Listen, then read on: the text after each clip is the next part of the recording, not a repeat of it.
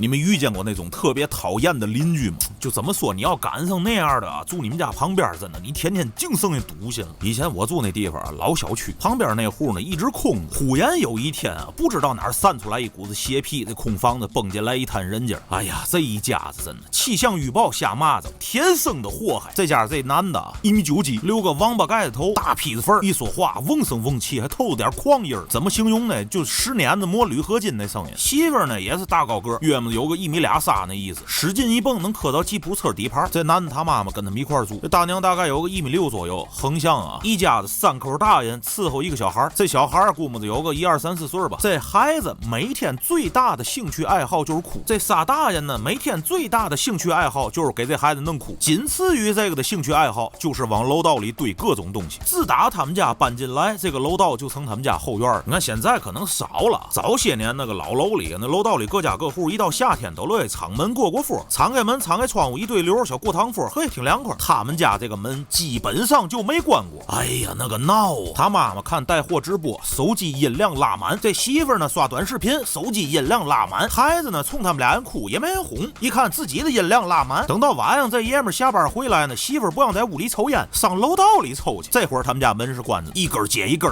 连抽再退弹，那地上都是小圆疙瘩，吭吭的咳嗽，那人都漏了，透着那个晕儿，你又能听出来他那个肺里跟水泥搅拌罐似的，除了沙子就是石头，而且还刷那个牛大腚主播的视频。哎呀，音量拉满，要么就在楼道里一边抽烟一边开黑骂大街。从7、8点钟吃完饭开始，这一宿得出来个7、8趟，到12点半左右，最后一趟完事儿回去睡觉了。反正自打他们家来了，别人家这几户基本上都没开过门的。为嘛呢？那楼道里都聋了，又闹又是烟儿。反正我们这一整栋楼就我们那一层那声控灯是坏的，其实就是灯泡坏了。但是我们这一层的邻居们没有一个张罗换灯泡，供不起。自这个声控灯是好的，他们家出来这个动静就没让这个灯灭过。而且为了省自己家的电，夏天搬个小桌子，一家人在楼道里吃饭。你想那老楼那楼道里能有多大地界？有上下楼的都得从他们身后的贴着过去。这边一堆弄那几摊人坐那儿喝小酒吃饭，这边一堆他们家堆出来那些个垃圾杂物，全在楼道里堆着，跟那野狗占地盘似的，有嘛都不扔，就开始往上摞。吃完喝完了，直接往楼道一撇，也不管扫也不收拾。你想那楼道里天天这么霍霍，那别说声控灯了，墙皮都 K 坏了。头开始有邻居组织过，咱各家呢掏点钱买几个灯泡被子，多钱一坏咱给换上，都同意了。你想那灯泡才有多少钱？到他们家这儿这事儿算吹了。他妈妈在门口骂大街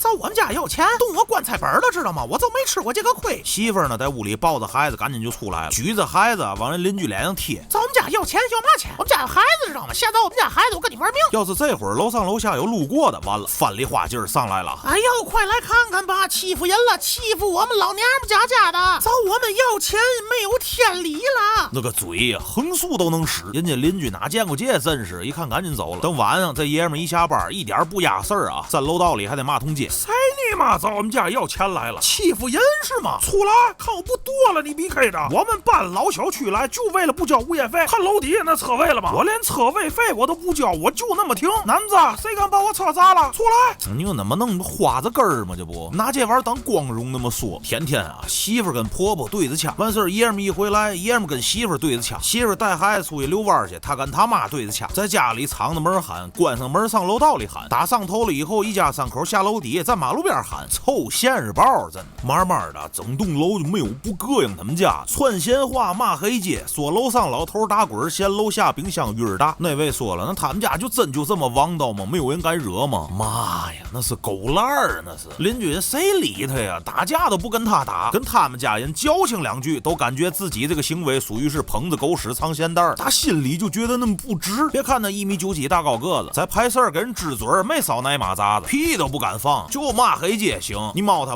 一下他就躺地下，癞蛤蟆趴脚面，不咬人膈应人。邻居们都憋着他们家火了，恨不得哪天有个撬大解解恨。这天赶上有一回晚上他在楼道抽烟，楼上有一家小孩晚上可能出去玩去，回来晚了，小孩一边上楼梯一边数台阶，为嘛黑呀看不见啊？刚一上完一抬头，黑暗中漂浮着一张大白脸，这货在楼道抽烟玩手机，手机这屏幕光正照他这张大脸上，他个儿又高，这孩子一抬头一看，哟，这漆黑的楼层半空中飘着个嘛，跟个大猪屁股似的，边上跟着一红点烟头吓得这孩子脚底就拌酸了。这货呢也吓一跳，感觉有个小黑影个不高，奔自己腿就来了，一抬腿当给人来个铁膝，这孩子奔着楼道里那些杂物一脑袋就扎进去。这会儿他们家在楼道里里堆的这些个东西，正是鼎盛时期，跟小城堡似的，冒了尖儿了都，轰，给人孩子砸底下了。没一会儿功夫，这孩子一边哭一边爬出来，脑瓜都是血，让堆的那酒瓶子给开了，哇哇上楼就跑回家。你想那你是个办人事儿的对吗？你上人家里看看去。先不说这个东西是不是你堆的，你给人孩子来一铁西呀，他不去，这嘴里啊骂骂咧咧，小逼可不给我找事儿吗？叼着这半头烟蹲这儿开始收拾他们家这点破烂。可这堆破烂、纸箱子、破木头柜子、酒瓶子底下有那么几罐油漆啊，跟一大瓶子稀料，这会儿可就倒了。你想那稀料多味儿，那化学产品啊！邻居们呢，打刚才孩子床这儿就听见动静，这会儿有闻着味儿不对的，就在猫眼这往外看。这货大聪明，闻着味儿知道这底下稀料倒了，心说伸手啊，把这指甲的板撩起来，把这个瓶子扶起来，一猫这指甲板是凉的，吸满了稀料。他心说坏了，别着火，掐住自己烟头，啪，顺着楼道窗户就弹楼下去了，心里很开心啊，嘿，看我这安全意识。紧接着自己念叨一句，太黑了，看不见，就这个脑仁跟鬼吹的似的，把手机往地一撂，伸手打裤口袋里就冒出来个打火机，一撩这打火机盖，当，